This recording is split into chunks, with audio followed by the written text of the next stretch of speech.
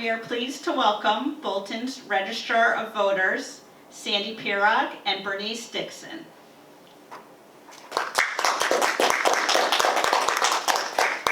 Thank you, Carrie. Thank you to the people who are here to learn a little bit more about what goes on behind the scenes of preparing for an election.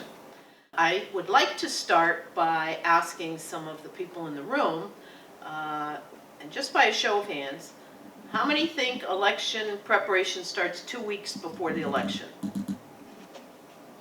2 months before the election? 10 months before the election? And in some cases, a year to 15 months before an election. Okay, so this group pretty much is informed that it's not a last-minute deal.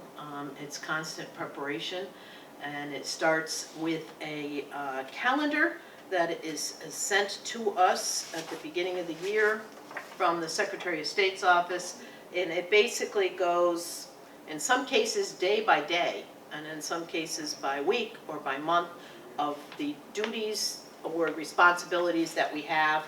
And also the town clerks use this calendar. Some duties we share with them, some duties they are solely theirs, and other duties are solely ours. So we start with that, and it usually starts in the beginning with permission at that time to start getting rid of paperwork from the prior election, because there are retention schedules for that.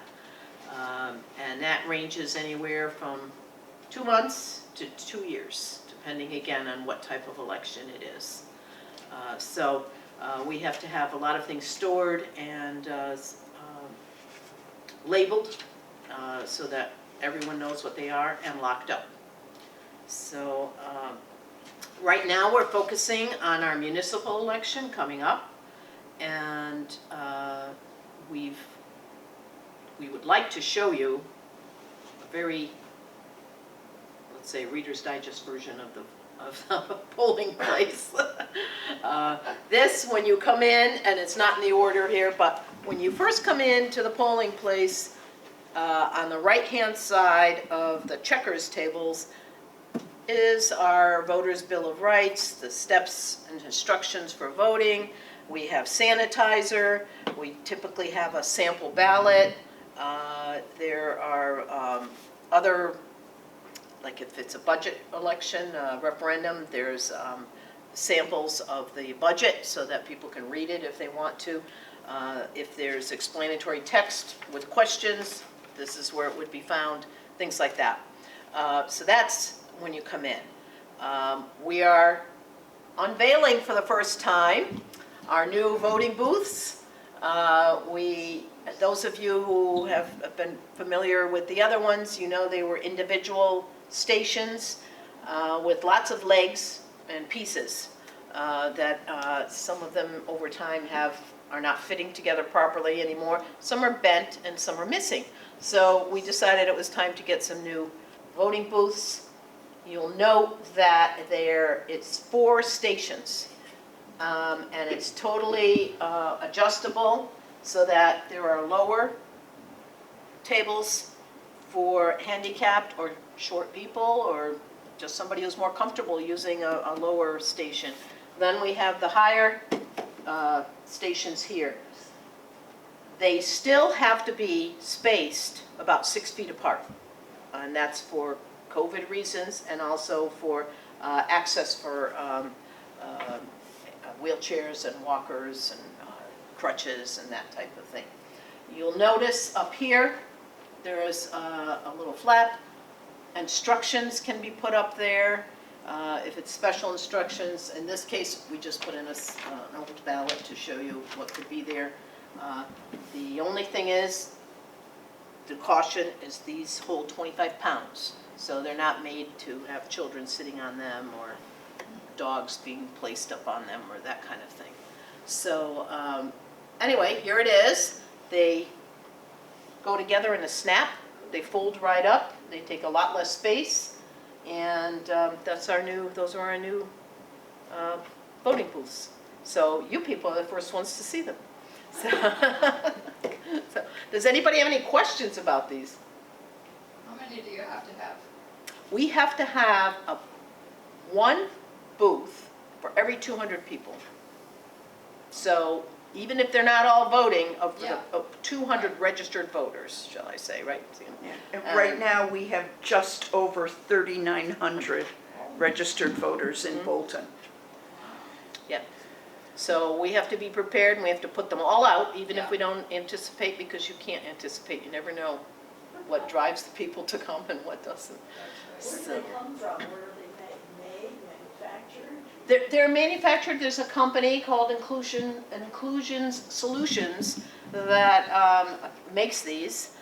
They also make other products for us, signs and things that are required by law. And they make it easier for us to obtain those and not have to go looking for, independent people. And you can see it's got their name right on here, but anyway, most of the registrars are getting these now. We were actually one of the last ones, I think, from what we heard. What helped, because the other registrars sold it for us. We heard good things. So, anything else? No? Okay. So when you go in and you see these, you'll know what it's all about, all right? So we start in January with this, with our calendar, and as time goes on, first, we're always keeping our eyes and ears open. Will there be a primary? Will there not be a primary? You want to talk about Canvas? Oh, canvas. Okay, that's not really, yeah, I guess it is getting ready for the election. We start in January with the canvas. So that is a process where we go through and send individual letters to the voters who have not been active.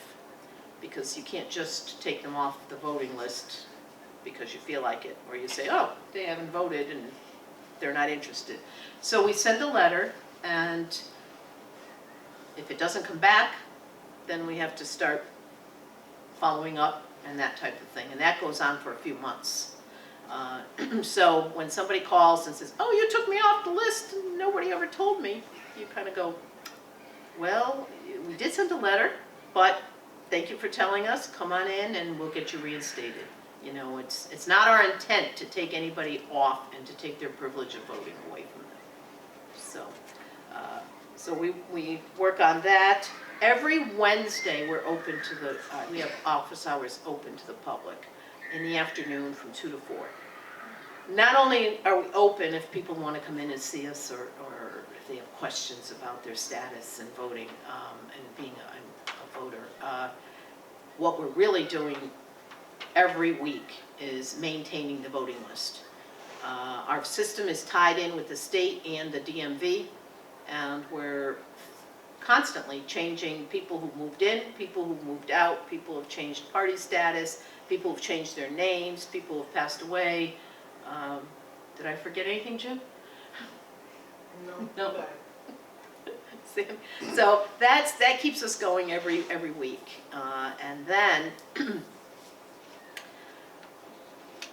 don't want to jump too far ahead, because that process leads us at the end, when we're doing the election, of producing the checkoff list. And it has to be current and right up to the minute, basically, of when I say the minute, I'm talking the day before election. So We close the voter registration at 4 o'clock the day before an election or a referendum. And it's at that point we print the voter list for use at 6 a.m. the following day. correct. And as an example, I brought a box here full of goodies that looks unorganized, but it's very organized. This is the checkoff list, right here. So you can see there's many pages to it. And as you know, when you go in, you have to show your ID, you announce your name, your street, and you get checked off. And then at the end of the night, these get all counted, and it goes into a moderator's return that everything is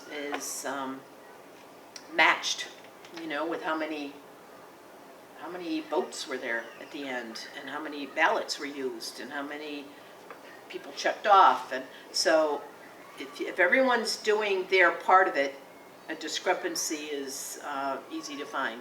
And if there is a discrepancy, sometimes it's not so easy to find. You go over it over and over and over until you find where it was. Sometimes it'll happen when there's two people with the same name as in a junior and senior, and that type of thing. So, but we'll go back to our processes before we do this.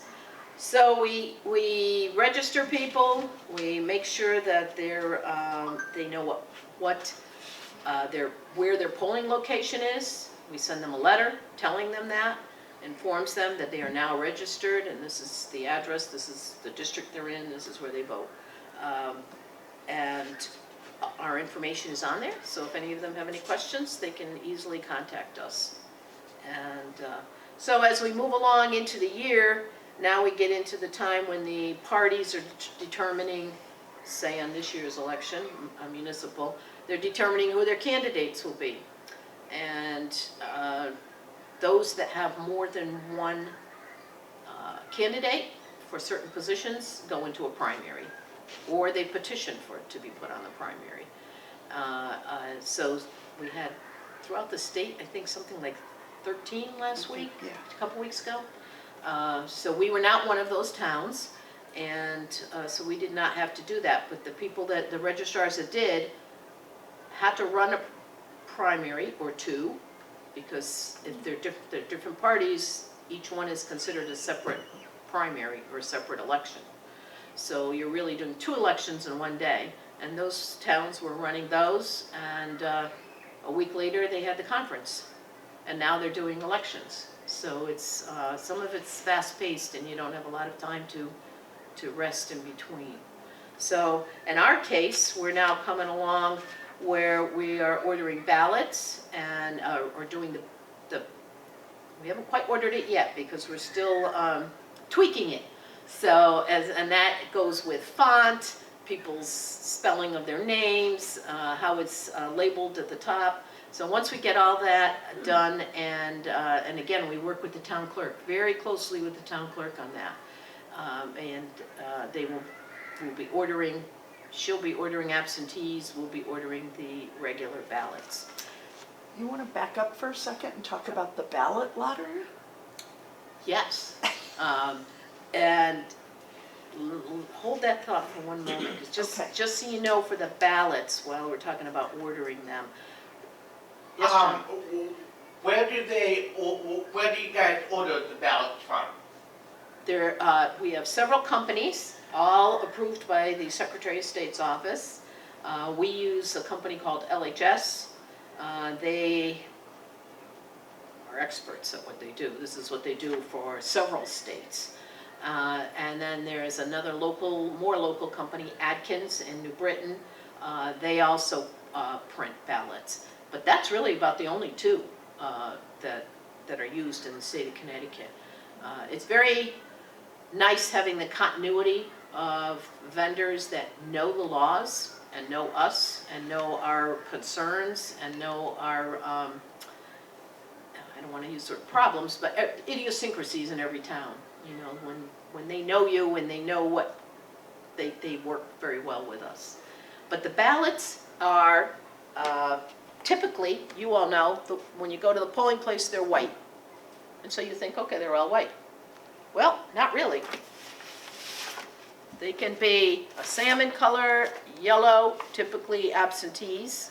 However, if there's absentees for two districts with two different ballots, one might be salmon, one might be more of a golden color. There's another district involved, it might be a cherry color. And then when we do election day registration, it might be this color. And there's reasons for that, and it's all part of the security of and helping us keep everything straight as to that the people have the right ballot. But yes, Sandy, you were, Yeah, the ballot lottery. This year in Bolton, we have some positions for the Board of Selectmen, the Board of Education, and the Finance Committee, where each party is allowed to nominate more than one person. And so, for example, on the ballot this year for Board of Selectmen, you can vote for up to, is it 3 or 4? I'm getting confused. you know, I'm looking for the ballot. Anyways, you can vote for multiple people, so they don't all have to be of one party. You can pick and choose. So they're listed on the ballot as the first selectman is Rodney Fournier and Amanda Gordon. And then row 2, which is actually 2A, 2, 3, 4, and 5, are people running for the Board of Selectmen, and you can vote for more than one. They don't appear on the ballot alphabetically, and some of us who are order freaks will say, why not? And that's because the Connecticut has a rule called the ballot lottery. And if there is more than one individual running for a party, the order they appear on the ballot is determined by lottery. And several weeks ago, we held the ballot lottery where we draw names out of a hat, literally out of a hat, and the order in which they're drawn is the order in which they appear on the ballot. So that all happened a couple of weeks ago, so we could order the ballots so that they would be ready to be here now. And we have to announce that ballot lottery to the public. We inform the party chairs, and they inform their candidates. It's open to the public.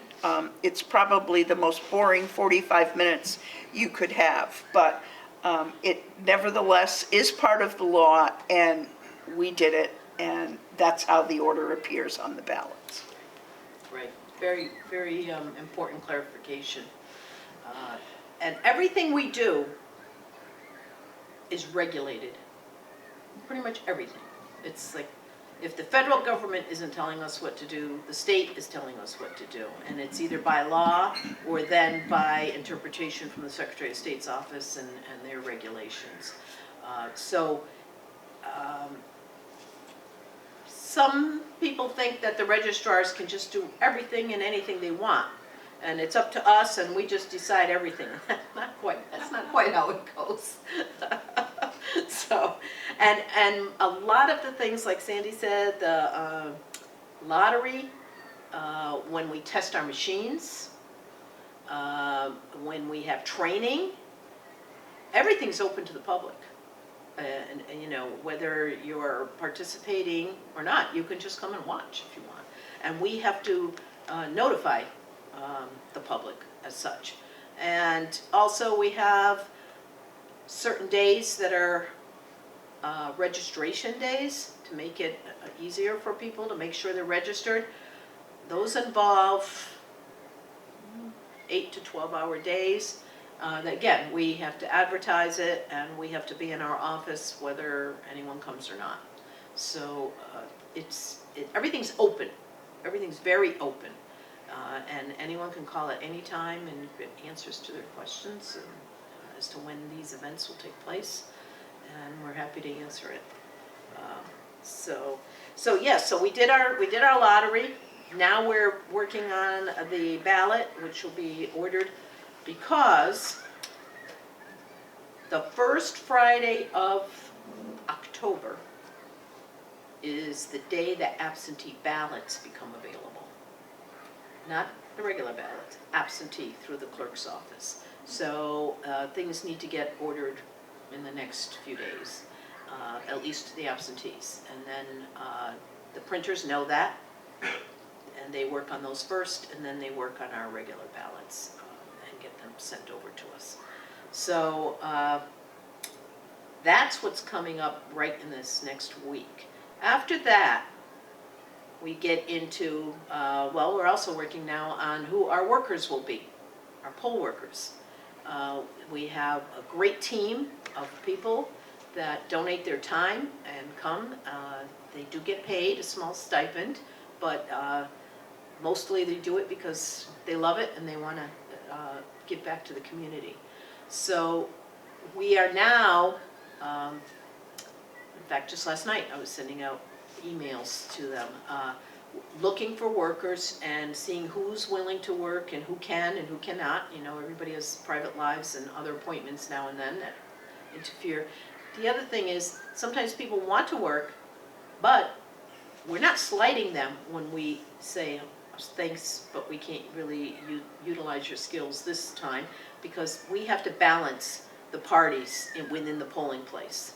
So you cannot have a polling place that's full of Democrats or full of Republicans, because, again, the law doesn't allow us, and that just wouldn't be a wise thing to do. So some of the positions where there are two, as in the assistant registrars, they have to be one Republican, one Dem. Same thing with the checkers. You need different parties. Now, not every position has to be a major party. Some can be unaffiliated, and that's fine, but they have to be paired with someone from an opposing party or different party, shall I say. So there's a balance there. We're always looking and balancing and trying to make sure that we're within the parameters of the law. And most of the positions, well, in the past, they were always all day. And some of the positions are still an all-day position. But some of them, we're able to do a half day, a split. So if we have enough workers and some say, gee, I can only work in the morning or I can only work in the afternoon, then we work together. But then if there's a recount or anything like that, they both have to come. So, because they're both equally responsible for what happened during the day. So we're working on that right now. And so, you know, we're a month out, and that's what needs to be done. Then we have to do, once we get our ballots and we get our memory cards, and I'll show you, our voting machines have a memory card in them. So the memory card looks like a giant memory card from our cameras. It's like that. And these get programmed for every election, again, by LHS. And when those, after the elections, we have to send them back in special sealed envelopes and all that type of thing. But when those come in and we have ballots, we have to test the machines. Prior to testing the machines, we have LHS mechanics coming out to clean the machines and inspect them. So we've got the 18th, I think that's happening for us. So they'll be in doing that. Then we test, again, open to the public. We notify the committee chairs so that if anybody in the committees are interested in coming, they know. And once that is all done, the machines are sealed up, and there are tabs put on them that look like this. Everything's locked up. So everything's numbered, everything's locked up with a unique number. And there's these other kinds. So it's like not locked once, not locked twice. They're locked like 3 or 4 times, all on various stages. And so that then the machine is prepped and no one can interfere. If on an election morning there's a different number tab, there's a problem, and that machine will be taken out of service immediately. You know, even if somebody transposed a number, because you need to check everything. So that all happens, and then when we do all that, then we have a training day. Yes. So, And just those numbers, what usually happens is one person reads, one person writes, and one person oversees the reader and the writer. Because it is so critical that those numbers match, and it's written in the moderator's book, and it's also written, also affixed to the machine. And it's critical. And then at the end of the day, we're going to go through the same thing when we're closing down and opening up the machines to read the results. We're going to read the seal numbers back. Again, a reader, a writer, an observer. Right, and very important that when we test, we cannot test, like Sandy can't just test the machines by herself or me by myself. It's both of us. And then we have assistants and deputy. And they, if they're available, we have them with us. It's just the more eyes and ears, everybody watching, because you can even tell by the sounds of the machines if they're working right, or if there's a little chatter, or if there's a little, actually we have names for them, and we know which ones have, if you want to call it a little hiccup or something here and there, we know it. We go, oh, that's watermelon, or that we have fruit names, because we have tags that also match, and it's easier for us sometimes, instead of always reading a series of numbers, to say, we've got We'll get strawberry. strawberry and watermelon and Kiwi. and so it's just our way of making a job a little bit easier for all of us, and it sounds weird, but yes, we know our machines, and Adds a little fun to the day too. yeah. So we all work together. We in Bolton here have no problem with working together. The parties working together. The whole idea is to get the job done. It's to be prepared for our voters, and to make sure that we're within the law, and that we, as was mentioned at the conference, and we kind of always say the main idea is to stay out of the newspaper. You don't want anybody thinking that they see something that isn't correct, all right? So then we have training day. We get all of our workers together, and that's a 2-hour training. It must be done within 2 weeks of the election. And even if they're trained and they've done this 20 times before, we still have to train them again and again and again. It's just part of it. So, and you'd be surprised what comes up. Different laws change, different scenarios, or like with the COVID pandemic, a lot of different situations that we had to think about. So that gets done, and then we have to be open the day before the election for that last registration. No, it's a week before. 1 week, and then the day And- before. and then the day for the before, military. yes. Yeah. So we will be in our office from 9 a.m. till 8 p.m. on Halloween. Thank you very much, Mr. Calendar Maker. Yeah. So we do all that, and then comes the big day, Election Day. Oh, I should say it, the day before is also a huge day for us, because everything has to get moved. Everything's under lock and key. It now has to be transported to the polling place, wherever it is. Our buildings and grounds people here are very good at helping us with that. And everything goes over there. Now, for every position that's at the polling place is a box similar to this. This one's the moderator box, one of them. And in these boxes, it's like you have to think of everything they might need that day, because we're not in our office. We're at a school, or we're at the parish center, or we're, wherever we happen to be. So this one, moderator has the extra. This is the extra checkoff list. Because sometimes when the wind comes racing through the building, you can have a problem. You know, Or you have to coffee think. cup spills, or, Right, or just an emergency, so, and sample, these green sample ballots I talked to you about.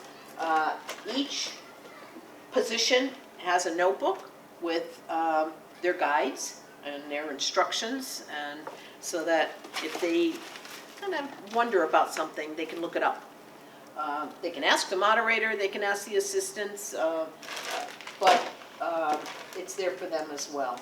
There's a log book so that we keep track of any incidents. problems or issues, Yeah, incidents. issues, things that happen that are maybe a little out of the ordinary, or you just want to have documented because you need to. Those are there. Name tags, chains, locks. Sometimes when it gets windy, we have to go and secure signs to the posts or whatever happens. You know, just all supplies, scissors, tape, markers, pens, staplers, all that, and of course the number ties. So everybody gets that. Now, that's one of our responsibilities too in the next few weeks, is to address every one of these boxes to be sure that all the supplies are in there and that the current information is in there and not leftover things from the last election. So that's a big And if the responsibility. ballots are not, or the tabulators, the machines that you feed your ballots into, are not under our direct control or in our field of vision, they have to be locked up. So when we get up to St. Maurice, there's a lot of cabinets there, especially downstairs, but none of them have locks. So we flip the chain through the handles on the cabinets and lock them, and that way we can leave them without worrying about them overnight. Right. Otherwise, it's a huge problem in the morning Yeah, because those Bernice and I would boxes- have to either be at our office at 5 o'clock in the morning or sleep together. guarding the things. And it's the weight. Those ballots are heavy, very heavy in those boxes because it's heavyweight paper. And again, we have to do these things together. So we leave our office after things are set up, taken by the Parks and Rec crew. We go to the town clerk's office. There we have to go over absentee ballots and double check and start the checkoff list and count and count and count. Depending again on the election, there can be 50 ballots and there could be 300 ballots, you know, you don't know. So we go through all that. Then we leave and escort the ballots and the tabulators where they get locked up. And again, everything's together. And in the morning, when we go to get them out, it's together. So, you know, we start very early and that's how it is. So, and then the next morning, 4 a.m., the alarm rings, and we hope we all get up. We have a list of all the workers, their names, their position, their phone numbers, cell phone, home number, whatever, so that we all can get in touch with each other if we need to, you know, so, and we have substitutes lined up, because you never know what can happen. And then we meet at the polling place at 5 a.m. We must be there by law by 5:15, and then we start with the opening the machines and setting everything up, the ballots and all. And at 6 o'clock, the doors open, and that goes on. Now, all day, now you think, okay, everybody says it's 8 o'clock, close up. We want the results in 5 minutes. And It doesn't happen like that, right? No. no, people do ask though. They think because it closes at 8 that we know at 8:05 the results, which we don't. because there's a process again, and closing the machines, and running the tapes, and locking everything up. So, and again, we all do that, the moderator, the tabulator tender, Sandy and I are registrars, but on the day of election, don't ask me why, but we're called assistant registrars. Because we're in that position. But other people can also be in that position on that day, especially when you have more than one polling place. We can't both be in both polling places at the same time.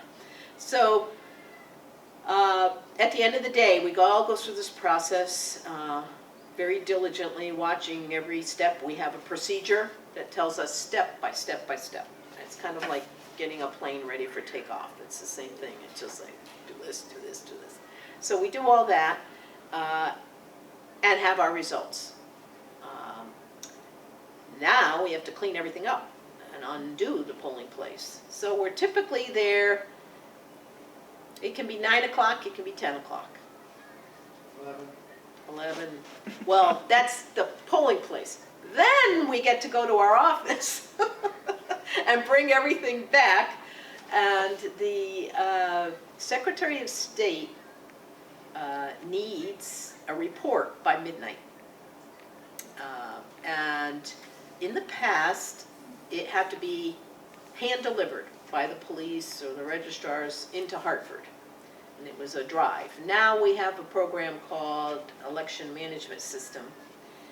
And the moderator, the head moderator, is responsible for completing that. And that has to be done by midnight. Now, did you raise your hand, Jim? No. So then the state knows that by now we're all extremely tired, mistakes happen, numbers get transposed sometimes, or it goes in the wrong box. So they give us 48 hours to amend it. So again, the next day, it's not a good day to even go over it. It's usually on Thursday, and we get together with the town clerk, and we just go over everything again. Every name, every number on the tape, every box on the moderator's return, and then we determine if anything needs to be amended. If not, then it gets the final check and it goes to the state. And the whole thing is you hope and pray that you don't have a count or an audit or anything like that, recount. It just makes the process much longer, you know. But there's reasons for it, and if it has to happen, it has to happen. And then we lock everything up, everything gets labeled and put away. The machines are locked up in case there's a recount ordered by the state. Those machines cannot be touched. Those memory cards cannot come out.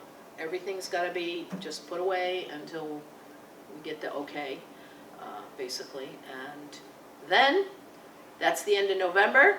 December is a quiet month, and then in January it starts all over again. Now, something that a lot of people don't know, and maybe you do, what is consistent about elections every November? Does anybody know? It's the first Tuesday? After the first Monday. Okay. Yeah, that's the thing. A lot of people think it's the first Tuesday is election, but if the first is on a Tuesday, the election doesn't come until the following week because it has to have a Monday in front of it. That's in November. So, but that is consistent. It's always the first Tuesday after the first Monday.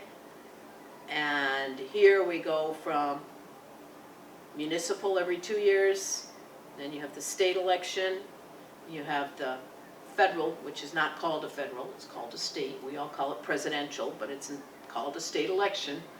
And and we're in that cycle. So it's every year. We never get a year off. Now, the other thing is if you have a referendum thrown in throughout the year, or budget referendums, that can interfere with primaries. And, you know, so there's a lot of jockeying around there of when you can do things, and holidays. So that's about it, I think. I don't want to go into too many details because we'd be here for the next month. We have so much, but any other questions? Or Sandy, do you have anything else to add? Bernice was talking about locking things up and sealing things up and packaging them and saving them. At the end of the night, everything is put into a manila envelope that has a label on it, and then it's packing taped so that it's very obvious that someone or something has tampered with that envelope before there. So you'll see us, if you're at the polling place at the end of the night, you'll see us putting tape around things, and that's to keep them secure should they be needed for a recount or a problem. And we have bags, ballot bags. Yes. You know, you don't want somebody to think, oh, they're stuffing those bags with the ballots. What are they doing with them? We're locking them up. You know, they have, again, they get locked, they get numbered with the numbers and transported. Some go in boxes, some go in bags. It all depends on what we're dealing with. How many machines. Yes, John? What about people with disabilities? Good question. I'm not going to go into the whole detail, but I was a member of the Connecticut Council on Developmental Disabilities. Check for the general public for the polling place. Do you have like large print? Do you have blinds? Do you have hard of hearing machine? Yes. Do you have any of that? Good, yes, I'm glad you brought that up.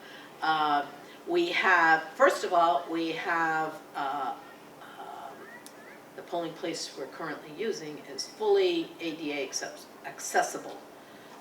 That's number one. So we're required to have a one-way in, one-way out, ramp, no stairs, and we have a public bathroom on that same floor, and it goes right out to the parking lot. So that's ease of, you know, of coming and going into the polling place. Now we have these polling booths that are adjustable.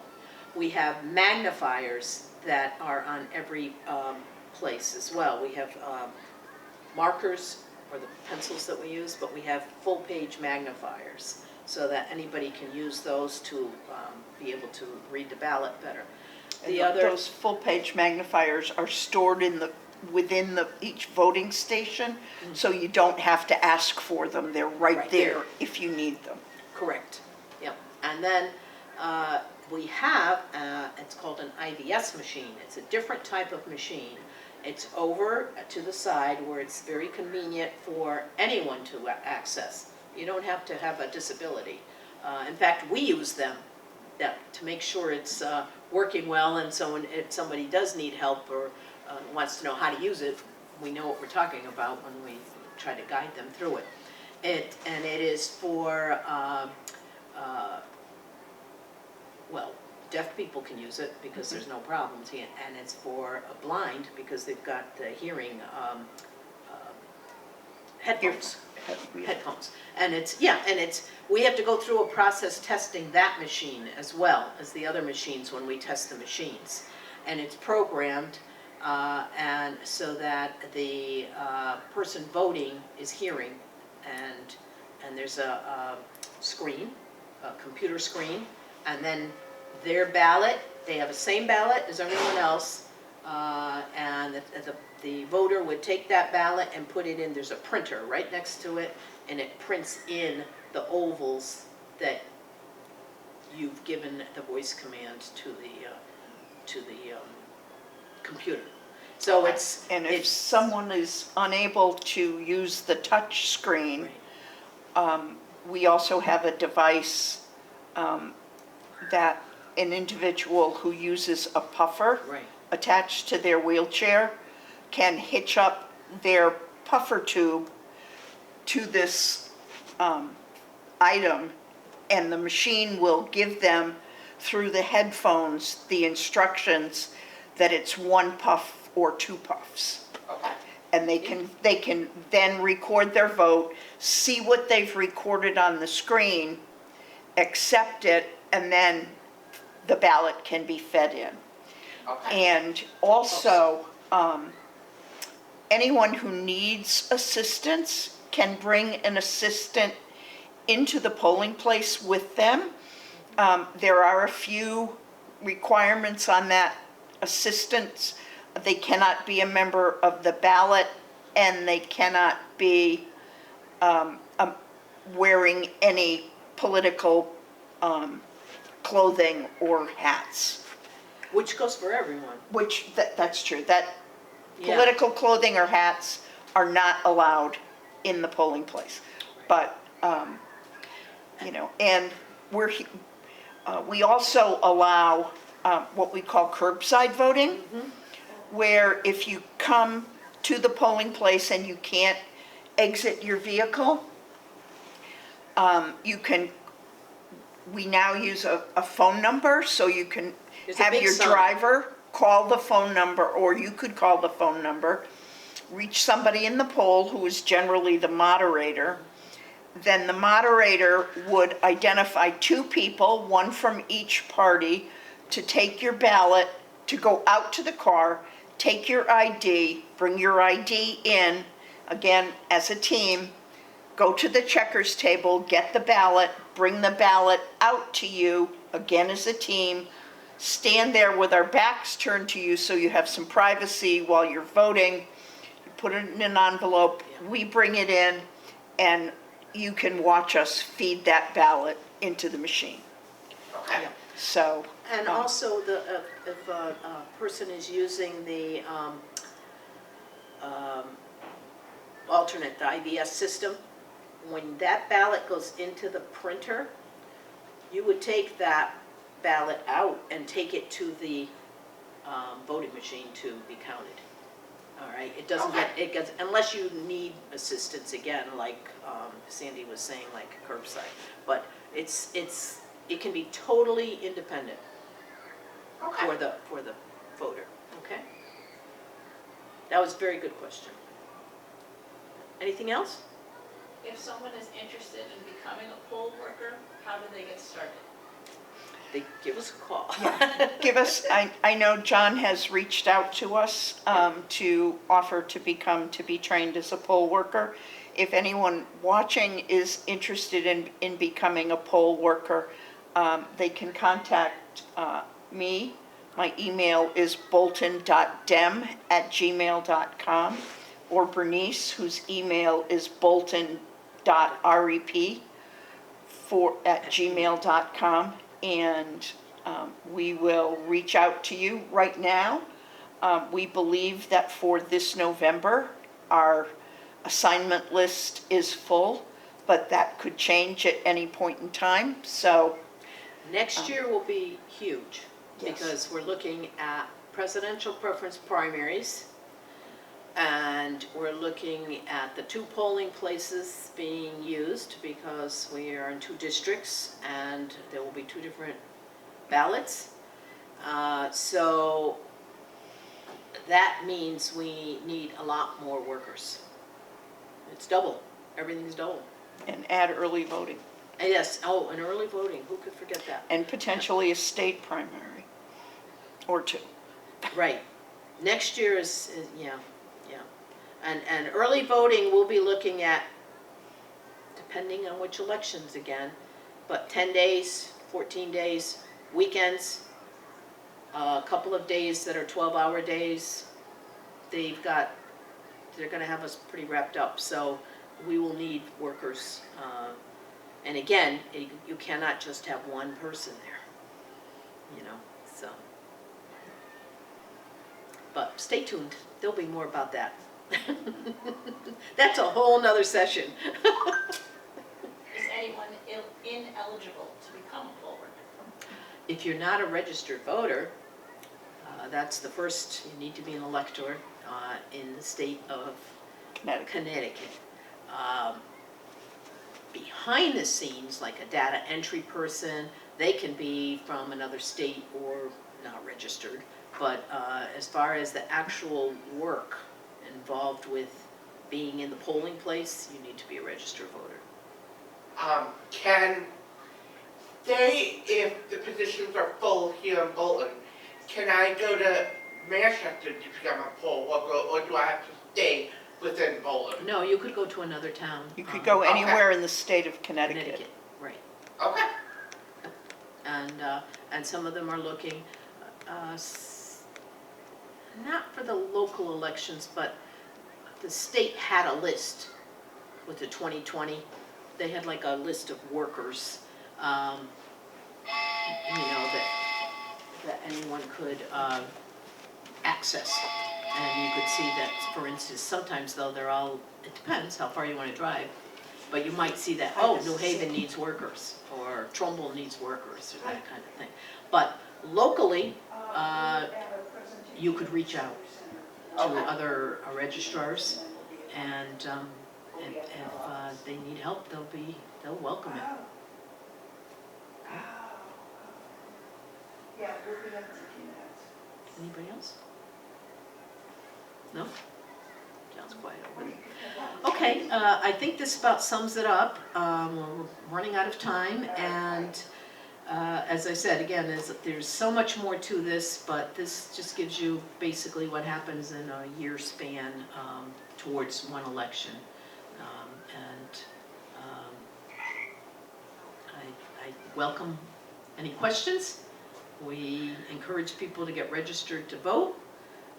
The more that we have voting, the more voices are heard, and that's why we're here. All right, thank you.